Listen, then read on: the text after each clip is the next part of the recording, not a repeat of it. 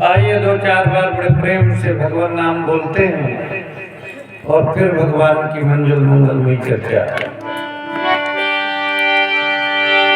राधे राधे गोविंद गोविंद राधे।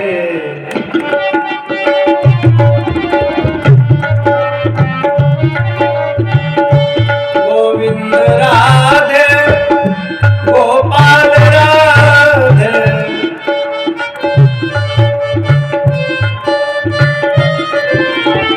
राधे राधे गोविंद गोविंद राधे।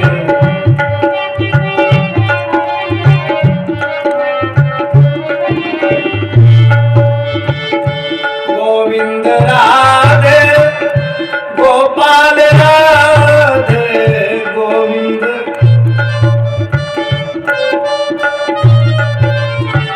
राधे राधे गोविंद गोविंद राधे।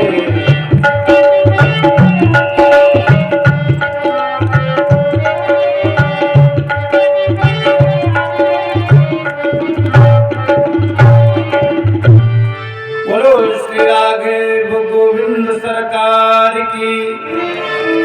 श्रीमद् भागवत महापुराण की।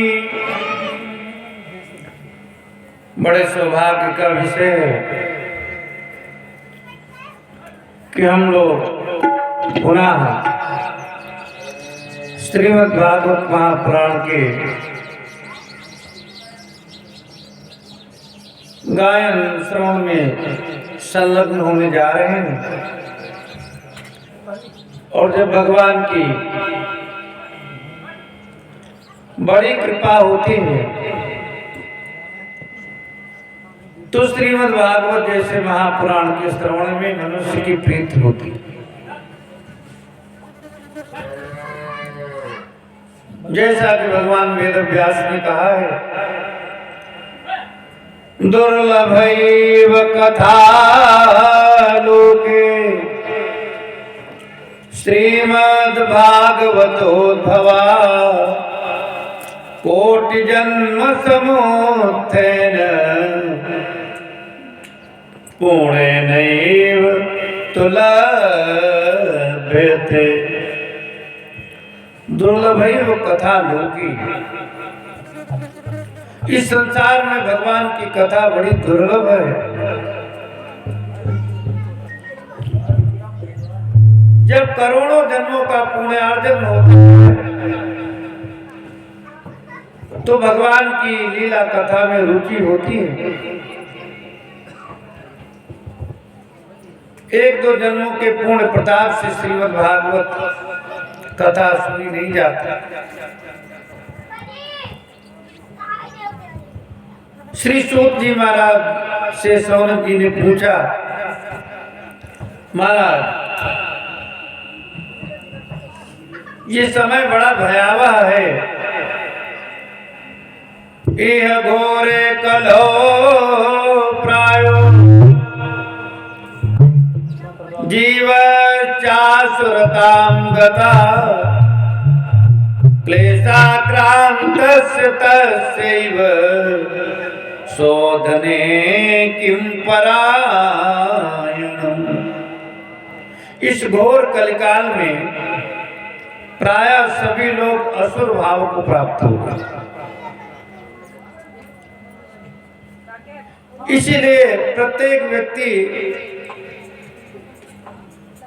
क्लेशों से घिरा हुआ है, क्लेशाक्रांत है। तो ऐसे कलियुगी व्यक्तियों का शोधन कैसे हो,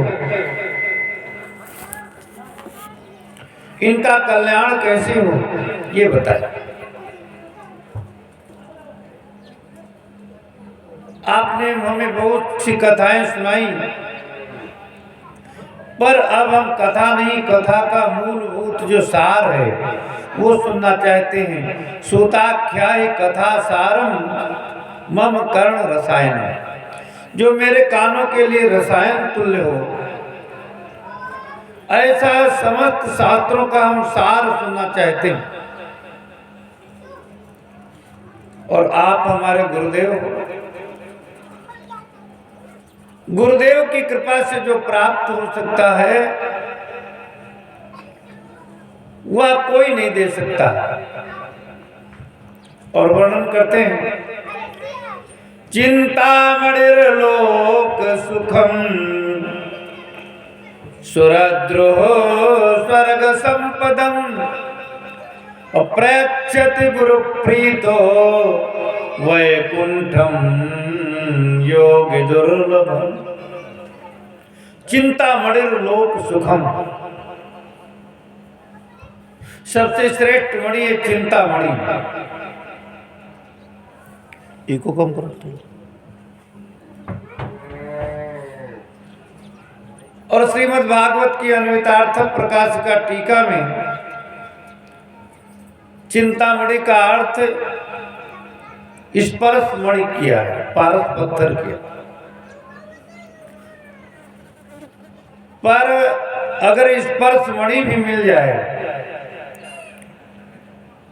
तो वह संसार का ही सुख दे सकती है। लोहे को सोना बनाने वाला पत्थर अगर किसी को मिल जाए तो सोना संसार की सुख दे सकता है, पर सोना चाहे जितना ही हो वो भगवान से मिला नहीं सकता। चिंतामणिर लोक सुखम सुरद्रुह स्वर्ग संपदम। सुरद्रुह माने देव वृक्ष, कल्प वृक्ष। कल्प वृक्ष का अर्थ है कल्पितम संकल्पितम ददाति ते कल्प वृक्षा। हमारे संकल्पित फल को जो प्रदान कर दे वह कल्प वृक्ष है। पर कल्प वृक्ष की ये सामर्थ्य नहीं कि वह भगवान से मिला दे। कोई कल्प वृक्ष के नीचे बैठ करके कह दे हमें आत्मज्ञान हो जाए, हे कल्प वृक्ष ये दे दो। हमें भगवत प्राप्ति हो जाए, हे कल्प वृक्ष ये दे दो। तो कल्प वृक्ष कहेगा ये हमारी सामर्थ्य नहीं, ये पावर हमारा नहीं है। सुरद्रुह स्वर्ग संपदम, कल्प वृक्ष स्वर्ग की संपदा को दे सकता है, पर प्रेक्षित गुरु प्रीतो वैकुंठम योगी दुर्लभम। अगर गुरुदेव भगवान प्रसन्न हो जाए तो योगियों को दुर्लभ वैकुंठ पद दे दे। इसीलिए श्रेयसाम यद भवे श्रेया पावनानां च पावनम और कृष्ण प्राप्ति करम सस्वत साधनम तद्वदाधुना। श्रेयसाम यद भवे श्रेयः, यद श्रेयसाम श्रेयः भवेत्, जो कल्याणकारी साधनों में सर्वाधिक कल्याणकारी है। और पावना नाम च पावनम, पवित्र करने वाले साधनों में सर्वाधिक पवित्र है। और कृष्ण प्राप्ति करम शाश्वत, निरंतर कृष्ण की प्राप्ति करने वाला हो, कराने वाला हो। साधनम तद वदाधुना, तत् साधनम अधुना मया वद, वो साधन इस समय हमें आप प्रदान। तो जब कोई वक्ता से श्रोता युक्त युक्त प्रश्न करता है, सैद्धांतिक प्रश्न करता है, तो श्रोता की जिज्ञासा का शमन करने के लिए वक्ता बड़े ही भाव से कथा कहता है। पर अगर श्रोता ही जिज्ञासु न हो या वक्ता ही कुछ न जानता हो तो कथा कैसे होगी। सूत जी महाराज सर्व शास्त्र विशारद हैं, सुखदेव जी के शिष्य हैं। सूत जी ने शौनक जी को धन्यवाद दिया, और एक शौनक जी कोई सामान्य व्यक्ति नहीं। कहा जाता है किसी कालखंड में ये जो 84 कोस की परिक्रमा होती है, 84 कोस में आध्यात्मिक विश्वविद्यालय था, the spiritual university of Naimisharanya. और इतनी बड़ी यूनिवर्सिटी थी कि उसमें 88,000 प्रोफेसर अध्यात्म का ज्ञान देते थे। इतनी बड़ी यूनिवर्सिटी संसार में न कोई पहले बनी है और न आगे बनने की संभावना है, जिसमें 88,000 प्रोफेसर पढ़ाते हों। ऐसा विश्वविद्यालय कहाँ होगा? बोले इसी जगह से सारे ज्ञान विज्ञान का प्रस्फुरण हुआ। एतद्देश प्रसूतस्य सकाशादग्र जन्मना स्वं स्वं चरित्रं शिक्षेरन् पृथिव्या सर्व मानव। पृथ्वी के समस्त मानव ने इसी स्थान से अपने अपने ज्ञान को, अपने अपने चरित्र को सीखा। इस विश्वविद्यालय के कुलपति हैं शौनक जी। शौनक जी क्षत्रिय हैं, राजर्षि हैं और 10,000 विद्यार्थियों को अपने वित्त से वस्त्र और भोजन की सुविधा देते हैं। शौनक जी के दिव्य प्रश्न को सुन करके सूत जी कहते हैं, प्रीति शौनक चित्ते ते हेतो वच्मि विचार च सर्व सिद्धांत निष्पन्नम संसार भयनाशनम। हे शौनक जी, मैंने विचार करके देख लिया है कि तुम्हारे हृदय में भगवान के प्रति बहुत अनुराग है। इसलिए आपने कहा था कथाओं का सार सुनाओ और हम कथाओं का मूलभूत सिद्धांत सुनाएं। और आगे कहते हैं, ये प्रत्येक क्षण सारा संसार काल कवलित हो रहा है। जितना स्थावर जंगम जगत है ये सब काल के गाल में जा रहा है। काल ब्याल मुखग्रास त्रास निर्णास हेतवे श्रीमद्भागवतम शास्त्रम कलौ कीरेण भाषितम। सूत जी श्रीमद्भागवत महापुराण की महत्ता का प्रतिपादन करते हुए बोले, काल रूपी सर्प के मुख का ग्रास बना हुआ प्रत्येक प्राणी अगर उससे मुक्ति चाहता हो तो उसके लिए सार्वभौम उपाय है श्रीमद् भागवत का पठन पाठन श्रवण और मनन करना। इस श्रीमद् भागवत से बढ़कर के संसार में शुद्धि के लिए कोई उपाय नहीं। एतस्माद् परं किंचन मना शुद्ध्यै न विद्यते जन्मांतरे भवेत् पूर्णं तदा भागवतं लभेत्। एतस्मात् अपरं किंचन मना शुद्ध्यै न विद्यते। इस श्रीमद् भागवत महापुराण से बढ़कर के मन की शुद्धि के लिए कोई भी दूसरा साधन नहीं बना। और 1-2 जन्मों के पुण्य से कोई भागवत नहीं सुन सकता। भागवत में लिखा है जन्मांतरे भवेत् पुण्यम। जब अनेक जन्मों के पुण्य एक जगह पर संचित होते हैं तदा भागवतम लभेत्, तब मनुष्य भागवत को प्राप्त करता। और जिस कथा को आज बहुत हल्के में लेते लोग, जगह जगह कथा हो रही, जगह जगह भागवत हो रही,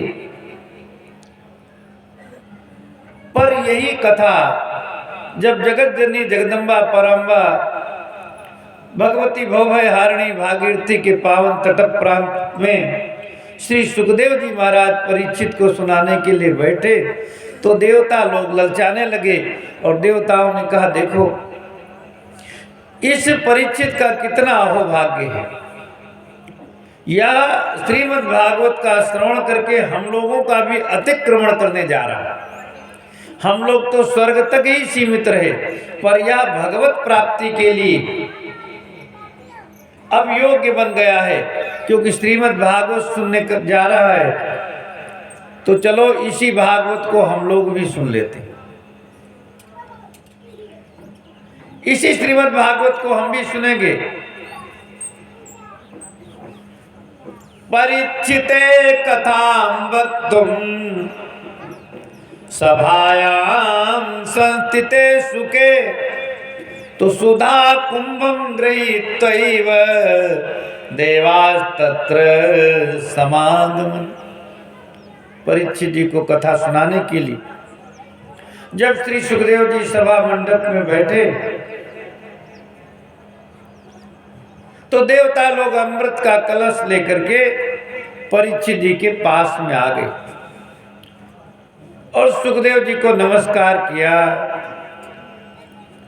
सुखं नत्वा वदन् सर्वे स्वकारे कुशलासुरा कथा सुधाम प्रेक्षस्व गृहीत्वैव सुधामिमाम्। सुखदेव जी को प्रणाम करके देवता लोग सुखदेव जी से बोले, महाराज कथा सुधाम प्रेक्षस्व, हमको आप कथा रूपी अमृत प्रदान करो और बदले में गृहीत्वैव सुधा इमाम सुधाम गृहीत्वा कथामृतम पर प्रेक्ष कथा सुधाम प्रेक्ष, ईश्वर की अमृत को आप ले लो और इसके बदले में कथा रूपी अमृत हमको दे दो। तो सुखदेव जी ने कहा, ये सब क्यों कर रहे हो? तो देवता बोले, महाराज हम मुफ्त में भागवत नहीं सुन रहे, हमारा आपका सट्टा हो जाए, कुछ आप दोगे तो बदले में कुछ हम भी देंगे। एवं विनिमय जाते सुधाराज्ञा प्रपीयताम प्रपास्यामो वयं सर्वे श्रीमद्भागवतामृतम। इस प्रकार से जब विनिमय हो जाएगा, विनिमय माने अदला बदली, तो स्वर्ग का अमृत राजा परीक्षित पी लेंगे। क्यों? परीक्षित को श्राप मिला है, वह तक्षक के दंश से मरेंगे और इस स्वर्गीय अमृत को पी लेने से व्यक्ति अमर हो जाएगा, तक्षक का असर नहीं पड़ेगा। और हम लोगों को इसके बदले में भागवत कथा दे दो। तो सुखदेव जी ने कहा, देखो विनिमय बराबर की वस्तु में होता है। कोई सोने की अंगूठी से पीतल की अंगूठी नहीं बदलता, बराबर की वस्तु हो तो विनिमय होता है। तो तुम्हारे स्वर्गीय अमृत की गुणवत्ता क्या है, इसके बारे में बताओ। देवता बोले, महाराज स्वर्गीय अमृत की गुणवत्ता को कौन नहीं जानता। यस्य पीतश्चो जंतुर मृत्युग्रस्तो मरो भवेत्। इस स्वर्गीय अमृत को जो पी लेता है वह मृत्युग्रस्त प्राणी भी अमरत्व को प्राप्त कर लेता है। तो सुखदेव जी बोले, फिर बदला नहीं होगा। क्यों? बोले, हमारी श्रीमद् भागवत कथा का एक अक्षर भी जो सुन लेता है वह मुक्त हो जाता है, और तुम्हारी कथा तो स्वर्ग तक ले जाती है और हमारी कथा जन्मांतर से मुक्ति दिलाती। को सुधा को कथा लोके को काचह को मणिर्महान ब्रह्मरातो विचारे तदा देवान जहासः। को सुधा को कथा लोके, लोके संसारे, को सुधा को कथा। इस संसार में कहाँ तुम्हारा तुच्छ 2 कौड़ी का स्वर्गीय अमृत और कहाँ कथा। स्वर्गीय अमृत कोई मामूली चीज है। भगवान विष्णु के 24 अवतारों में 3 अवतार अमृत के चक्कर में हुए। कच्छप अवतार, धन्वंतरी अवतार और मोहिनी अवतार। जिस अमृत के चक्कर में 3 अवतार भगवान को लेने पड़े,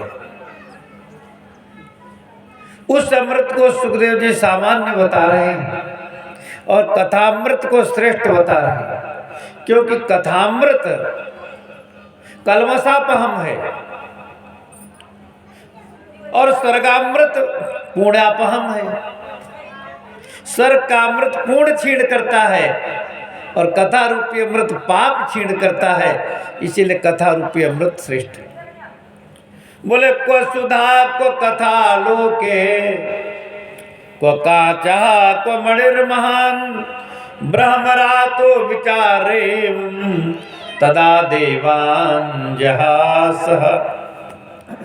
को सुधा को कथा लोकी, संसार में कहाँ तो तुम्हारा स्वर्ग का अमृत जो कांच जैसा है, और कहाँ श्रीमद् भागवत कथा जो मणि जैसी है। को कांचा को मणिर महान, कहाँ कांच और कहाँ मणि। ब्रह्म रातो विचार रहे ओम तदा देवान जहास। श्री सुखदेव जी ने ऐसे विचार करके उस समय देवताओं की हंसी कर दी, उपहास कर दिया, उनको भगा दिया कि तुम चले जाओ, तुम कथा नहीं सुन सकते। क्यों?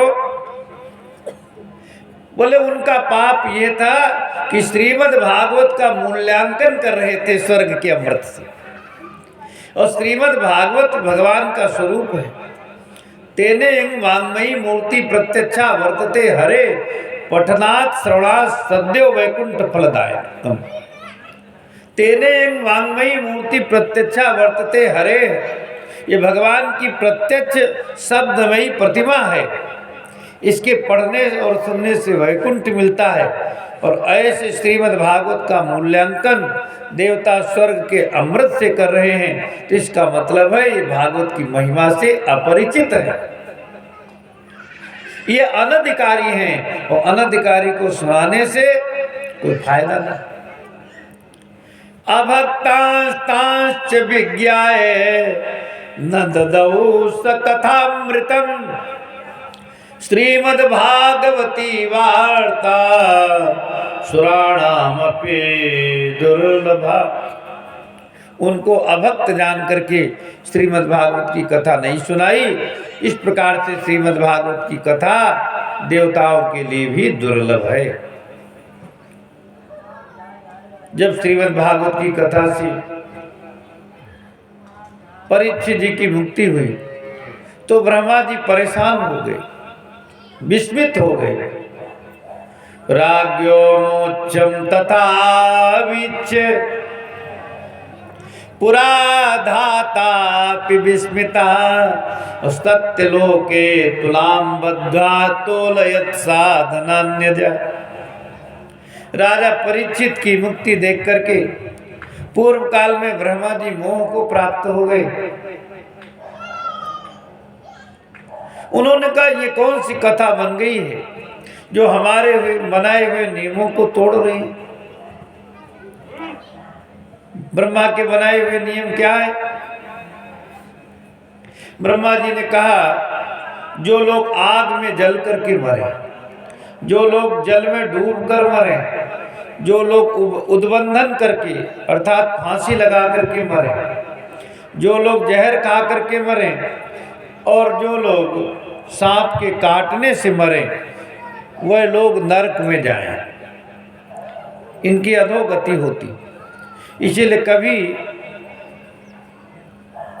कितने ही संकट में मनुष्य हो उसे आत्महत्या नहीं करनी चाहिए, क्योंकि अगर आत्महत्या करेगा तो उपनिषद में कहा गया है असुर्या नामते लोकास अंधेर तमसा व्रता तांस्ते प्रेत्या विगच्छन्त एके चात्महनो जना। जो लोग आत्मघाती हैं वह अंधकार में घोर नरकों को प्राप्त होते हैं। तो उपरोक्त प्रकार से जो मरते हैं वो नरक को जाते हैं। और इस परीक्षित को सांप ने काटा और फिर भी ये चतुर्भुज स्वरूप हो गया, तो इसका क्या कारण है? ये कौन सी कथा है? तो ब्रह्मा जी ने सत्यलोक में धर्म का तराजू बना करके अन्य साधनों के साथ श्रीमद् भागवत को तुला। एक पलड़े पर सारे धर्म शास्त्र रखे और एक पलड़े पर श्रीमद् भागवत को रखा। और जो ही तराजू उठाया तो लघुन्यन्यानि जातानि गौरवेण इदं महत् तदा ऋषिगणा सर्वे विस्मयं परमं ययु। अन्य जितने शास्त्र थे सब लघु पड़ गए और श्रीमद् भागवत का गौरव बढ़ गया। और उसी दिन ब्रह्मा जी ने यह निर्णय किया कि मेनेरे भगवद रूपम शास्त्रम भागवतम कलौ कलौ भागवतम शास्त्रम भगवत रूपम मेनेरे। कलयुग में श्रीमद् भागवत शास्त्र को ब्रह्मा जी ने भगवान का रूप माना और उन्होंने निर्धारित किया पठना श्रवणा सद्यो वैकुंठ फलदायक। इस प्रकार से श्रीमद् भागवत का आपने थोड़ा सा महात्म्य श्रवण किया। अब ये कथा 7 ही दिन की क्यों होती, ये रात्रिकालीन वेला में 8 बजे से आप श्रवण करेंगे। आज प्रथम दिन था, इसीलिए थोड़ा व्यवस्थाएं भी अत्यधिक होती हैं। एतावता रात्रिकालीन मेला में विस्तार से कथा श्रवण करेंगे। आओ 2 बार भगवान नाम और पुनः आरती। जय सिया राम जय जय सिया राम।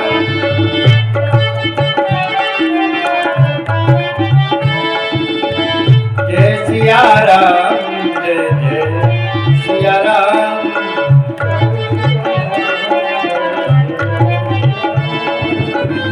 जय सिया राम जय जय सिया राम।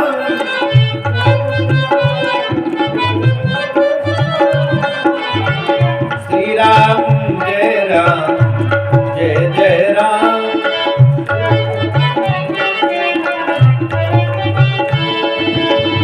जय सिया राम जय जय सिया राम।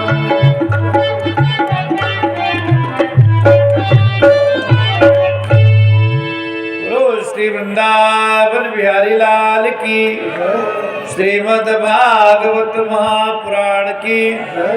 ओम नमः पार्वती पते हर हर महादेव शंभो।